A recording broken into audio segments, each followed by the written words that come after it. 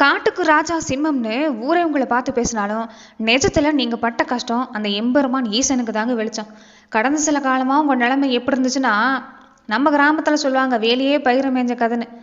நீங்க நல்லா இருந்தப்ப உங்க திண்ணையில உங்க வீட்டுல வந்து உட்காந்துட்டு அண்ணன் தம்பி அப்படின்னு கொஞ்சம் சொந்தக்காரங்க தான் உங்களுக்கு ஒரு கஷ்டம் வந்தப்ப பார்த்ததும் பார்க்காத மாதிரி போயிருப்பாங்க. இன்னும் சில பேர் அவன் ரொம்ப கொழுப்புப்பா அதான் ஆண்டவன் இப்படி ஆப்பு வச்சுட்டாங்கிற மாதிரிலாம் பேசியிருப்பாங்க. பின்னாடி ரொம்ப நெஞ்சை ஈட்டியால குத்தன மாதிரி இருந்திருக்குங்க. உங்களுக்கு ஒன்றுன்னா அதாவது உனக்கு ஒன்றுன்னா நான் இருக்கேன்டா அப்படின்னு உங்கள் கூடவே இருந்து உங்ககிட்ட இருக்கக்கூடிய எல்லா விஷயத்தையும் வாங்கிட்டு போனோம். உங்கள் சொந்தமாக இருக்கட்டும் நண்பனாக இருக்கட்டும், உங்களுக்கு பண கஷ்டம் வர்றப்ப அதை கேலி பண்ணி ஊரெல்லாம் தம்பட்ட அடிச்சு நீங்கள் சொன்ன பழைய காலத்தில் நீங்கள் சொன்ன அதாவது அப்போ மனசில் நீங்கள் சொன்ன ரகசியத்தை எல்லாமே இப்போ வந்து கூட வச்சுட்டு குளிப்பறிச்சிருப்பாங்க. நிறைய விஷயங்களை உங்கள் முகம் படவே பேசக்கூடியவங்கள அதிகம் நீங்கள் நம்பி சொன்ன விஷயங்கள் எல்லாமே மற்றவங்க சொல்லி நிறைய விஷயங்களை உங்களை திக்குமுக்காட வச்சுருப்பாங்கங்க. கண்ணை மூடிக்கிட்டு உண்மையான அன்பு வச்சுருந்துருப்பீங்க நிறைய பேர்த்து மேலே.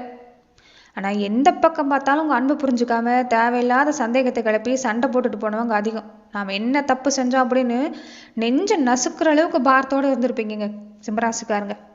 வேலையில் பார்த்தாலும் இப்படிதாங்க பாதிப்பு. வேலை செஞ்சு களைச்சி போய் வீட்டுக்கு வந்தால் அங்கே நிம்மதி இருக்காது. பொண்டாட்டி ஒரு பக்கமாக புருஷன் ஒரு பக்கமாக முகம் கொடுத்து பேசாமல் சின்ன விஷயத்துக்கே பெரிய சண்டை போட்டிருப்பீங்க. வீட்டுக்குள்ளே போகிறத விட எங்கேயாவது காட்டில் ஓடிடலாமாங்கிற மாதிரிலாம் நிறைய அழுதுகிட்டு இருந்த சிம்மராசிக்காரங்க அதிகம். ஆண்களாக இருந்தாலும் சரி பெண்களாக இருந்தாலும் சரி. எந்த பக்கம் திரும்பினாலும் பொருளாதார பாதிப்புங்க. வியாபாரம் பண்ணால் நல்லபடியாக இல்லை, ஒரு விவசாயம் செஞ்சால் மழை சரியா இல்லை, வேலைக்கு போனால் சம்பளம் பத்தலை, இப்படியே இருந்திருக்கும். ஒரு 100 ரூபாய்க்காவது அடுத்தவங்க முன்னாடி கையேந்து வச்சிருப்பாரு இந்த அஷ்டம சனி. கடங்காரம் வாசல் நின்று கத்தினப்ப மானம் போனது அதிகம் தான். துடிச்சு நின்று இருப்பீங்க. ரொம்ப கொடுமை, அது வார்த்தையால் சொல்ல முடியாது.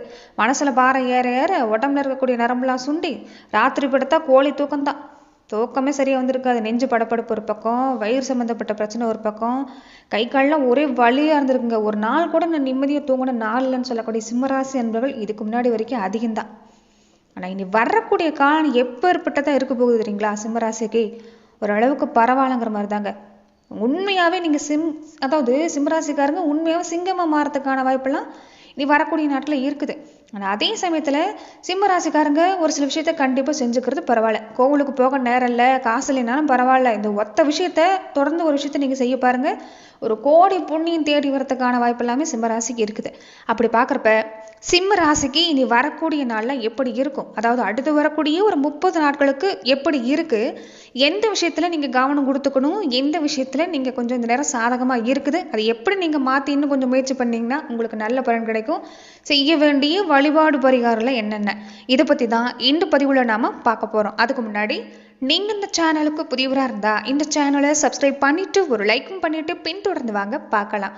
மேலுமே இந்த வீடியோ பதிவை எந்த மாவட்டத்திலிருந்து நீங்கள் பார்க்குறீங்கிறத மறக்காமல் சொல்லிட்டு போங்க. உங்கள் வாழ்க்கையில் பல்வேறு விதமான பிரச்சனைகளை நீங்கள் சந்திக்கக்கூடிய நபராக இருக்கிறீங்கன்னா, ஜோதிட ரீதியாக தீர்வு காணும் நீங்கள் விருப்பப்படுறீங்கன்னா, டிஸ்கிரிப்ஷனில் தொலைபேசி எண் கொடுக்கப்பட்டிருக்கு. ஜோதிட ரீதியான சந்தேகமாக இருந்தாலும் சரி, உங்கள் வாழ்க்கையில் நீங்கள் சந்திக்கக்கூடிய எந்த விதமான பிரச்சனையாக இருந்தாலும் சரி, தாராளமாக தொலைபேசி மூலமா தொடர்பு கொண்டு கூட உங்களுடைய பிரச்சனைகளுக்கு தீர்வு காணலாம்.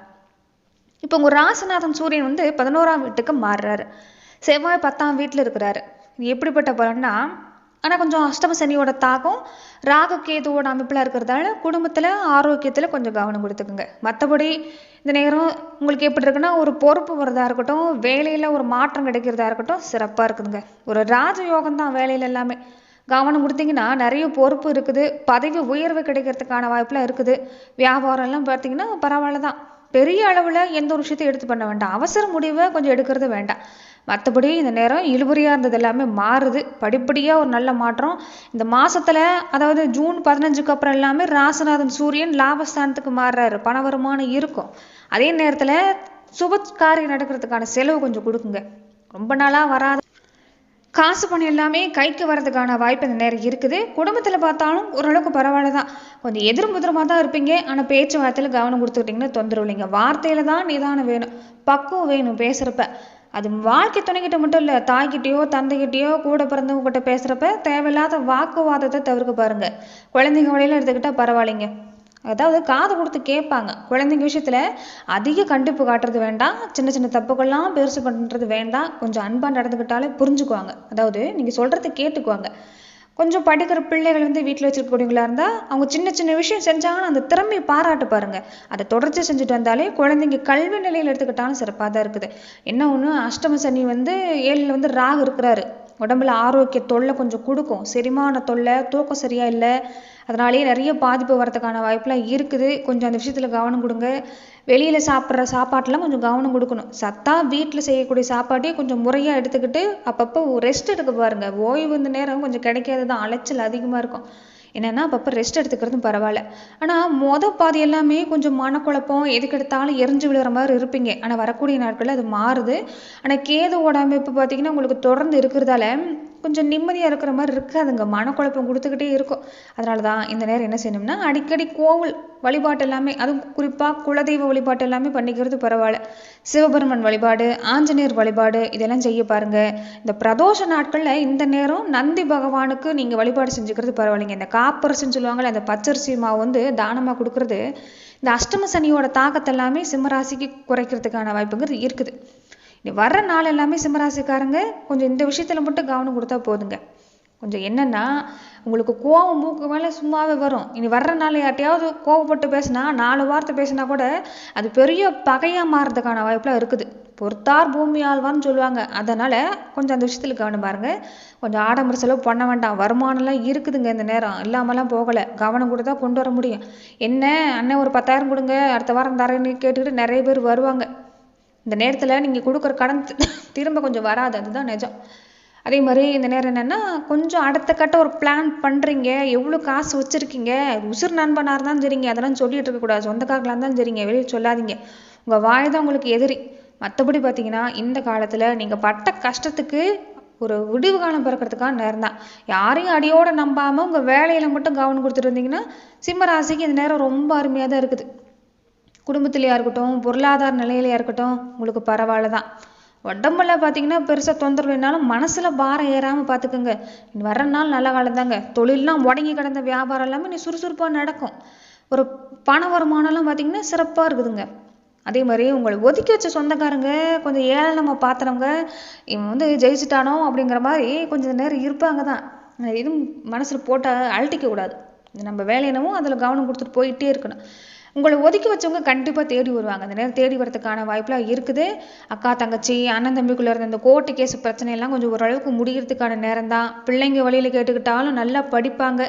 ஊருக்குள்ளே நல்ல பேரை வாங்கி தரத்துக்கான வாய்ப்பெலாம் இருக்குது. கடன் சம்மந்தப்பட்ட விஷயத்தில் மட்டும் கொஞ்சம் கவனம் பாருங்க. மறுபடியும் கடன் வாங்குறது வேண்டாம். வருமானம்லாம் இருக்குது, தொழில் எல்லாமே இருக்குது. குடும்பத்தில் பார்த்தாலும் வர்ற காலம் எல்லாமே இந்த சுபகாரியம் நடக்கிறதுக்கான நேரமாக தான் இருக்கும். எதிரிங்களாம் இருப்பாங்க, ஆனால் பெருசாக அவங்களால தொந்தரவுங்கிறது இந்த மாதத்தில் இல்லை. நல்ல காலம்னு சொல்லலாம். இப்போ நேரம் அஷ்டம சனியோட தாக்கம் தான் கொஞ்சம் ஒரு சில விஷயத்தில் கொஞ்சம் கவனம் கொடுக்கணும். முக்கியமாக கடன் கொடுக்கக்கூடாது. உணவு விஷயத்தில் பற்றியமாக இருந்துக்கணும். அந்த வாயை கொஞ்சம் வச்சுக்கிட்டு கம்முன்னு இருக்கணுங்க. கோபத்தை கொஞ்சம் குறைச்சிக்கணுங்க. மற்றபடி இந்த நேரம் சிம்ம ராசிக்கு வேலையிலையோ வியாபாரத்துலையோ ஒரு தொழிலோ நீங்கள் எடுத்து பண்ணுறதா இருந்தால் கூட ஒரு படிப்படியான விஷயத்தை நீங்கள் செஞ்சுக்கலாம். அருமையாக தான் இருக்குது. அதே மாதிரி இந்த நேரம் நீங்கள் என்ன செய்யணும்னா, அஷ்டம சனி நடக்கிறதால இந்த சனிக்கிழமையில் ஆஞ்சநேயருக்கு இந்த விஷயத்தை மட்டும் கெட்டியாக பிடிச்சிக்கோங்க. ஏன்னா சனி கிரகத்துக்கே சாட்டியடி கொடுக்கக்கூடிய ஒரே தெய்வம் நம்ம ஆஞ்சநேயர்னு சொல்லுவாங்க.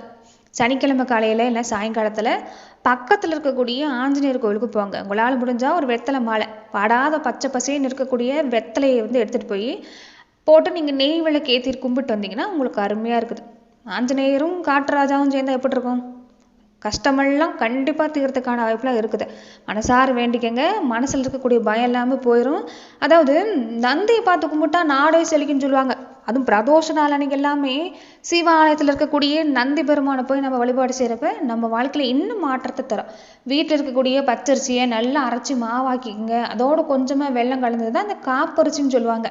அதை நீங்கள் கொண்டுட்டு போய் வழிபாடு பண்ணுறது பரவாயில்ல. சிவன் கோவிலில் இருக்கக்கூடிய நந்தி பகவானுக்கு இந்த மாட்டு சாமி இருக்குல்ல, அந்த சாமிக்கு இந்த பச்சரிசி மாவை நெய்வேத்தியமாக கொடுத்து அங்கே இருக்கக்கூடிய பக்தர்களுக்கு பிரசாதமாக கொடுக்கணும். இதுதான் ஒரு எளிமையான பரிகாரம். நந்திக்கு இதை செய்கிறப்ப உங்களுக்கு வராத பழைய பாக்கி, உங்களை தப்பாக பேசினவங்க, ஏளனமாக கேவலப்படுத்தி பேசின சொந்த பந்தம் எல்லாமே அவங்க வாயெல்லாம் தன்னால் அடங்கும். அதனால் இந்த விஷயத்த சிம்மராசி என்றவர்கள் கொஞ்சம் செய்ய பாருங்கள். முக்கியமாக உங்கள் ஊரில் இருக்கக்கூடிய மாரியம்மன், காளியம்மன், எல்லையம்மன் இவங்களுக்கு எல்லாமே அசாத்திய சக்தி உண்டுங்க. நமக்கு தான் தெரியறதில்ல. செவ்வாய்க்கிழமை வெள்ளிக்கிழமை அன்னைக்கு ஊரில் இருக்கக்கூடிய அம்மன் கோவிலுக்கு போங்க. வேப்ப மரத்தில் இருக்கக்கூடிய அம்மனாக இருந்தால் இன்னும் பரவாயில்ல. ஒரு எலுமிச்சம்பழம் வாங்கிட்டு போய் 2ஆ நறுக்கி அதை விளக்கேற்றி வேப்ப எண்ணெய் இல்லைன்னா நல்லெண்ணெய் ஊற்றி வச்சுட்டு வந்தீங்கன்னா அருமையாக இருக்குங்க. உடம்புல பெருசாக தொந்தரவு இல்லைனாலும் இந்த கைகால் வலி, தூக்கம் சரியாக இல்லாமல் இருக்கிறது, ஏதோ அடிச்சு போட்ட மாதிரி இருக்குன்னு சொல்கிறக்கூடியவங்களும் இருப்பீங்க. அதனால் இந்த விஷயத்தை செய்கிறப்ப அது அப்படியே பறந்து போகிறதுக்கான வாய்ப்புங்கிறது சிம்மராசிக்கு உண்டுங்க. கோவிலுக்கு போக நேரம் இல்லைன்னா தினமும் காலையில் நீங்கள் சாப்பிட்றதுக்கு முன்னாடி ஒரு படி சாதத்தில் கொஞ்சோண்டு நல்லெண்ணெய் இல்லைன்னா நெய் கலந்து உங்கள் வீட்டு மொட்டை மாடியிலையோ திண்ணையிலையோ காக்காவுக்கு வைக்கிறது பரவாயில்ல. காக்காய்க்கு தான் வைக்கணுங்களா இல்லை, பச்சை பறவைகளுக்கு எதுக்கு வேணும்னாலும் நீங்கள் இந்த உணவு தானம், அன்னதானம் உங்கள் கையால் நீங்கள் அந்த பறவைகளுக்கு செய்கிறப்ப நம்ம கர்ம வினை எல்லாமே குறையறதுக்கான வாய்ப்புங்கிறது உண்டு. அதனால் பண வரவு அதிகரிக்கணும், கஷ்டம்லாம் தீரணும்னா இந்த விஷயத்த செய்கிறது பரவாயில்ல. பச்சரிசி மாவை எடுத்துக்கிட்டு போகிற வழியில் மரத்தடியில் இருக்கக்கூடிய அந்த எறும்பு புத்துக்கு தூவி விடுங்க. ஒரு சின்ன உயிர் அதை சாப்பிட்றப்ப நம்ம குடும்பத்தில் இருக்கக்கூடிய இந்த பித்தர் சாபம், கண் திருஷ்டி எல்லாம் அடியோட போகும்னு சொல்லுவாங்க. பெருசாக காசு பணம் செலவு பண்ணி யாகம் வளர்க்குறதெல்லாம் வேண்டாங்க. மனசார கண்ணீர் மல்க இந்த எளிமையான வழிபாட்டை தொடர்ந்து ஒரு 30 நாளைக்கு தான் செஞ்சு பாருங்களேன். ஒரு சின்ன மாற்றம்னாலும் கிடைக்கிறதுக்கான வாய்ப்பு கண்டிப்பாக சிம்மராசிக்கு உண்டு. ஒரு நிம்மதிங்கிறது கிடைக்கும். முக்கியமாக குலதெய்வ வழிபாட்டையும் முன்னோங்க வழிபாட்டையும் விடாமல் இந்த நேரம் நீங்கள் கடைபிடிக்கிறது சிம்மராசிக்கு ரொம்ப பரவாயில்ல. நன்றி நண்பர்களே. இந்த பதிவில் சிம்மராசி அன்பர்களுக்கு அடுத்து வரக்கூடிய 30 நாட்கள் எப்படிப்பட்ட பலன் கிடைக்குங்கிறத நம்ம பார்த்தோம். மேலும் இந்த மாதிரியான பதிவுகளுக்கு நீங்கள் இந்த சேனலை லைக் பண்ணுங்க, ஷேர் பண்ணுங்க, கமெண்ட் பண்ணுங்க, மறக்காம சப்ஸ்கிரைபும் பண்ணிக்கோங்க. நன்றி நண்பர்களே.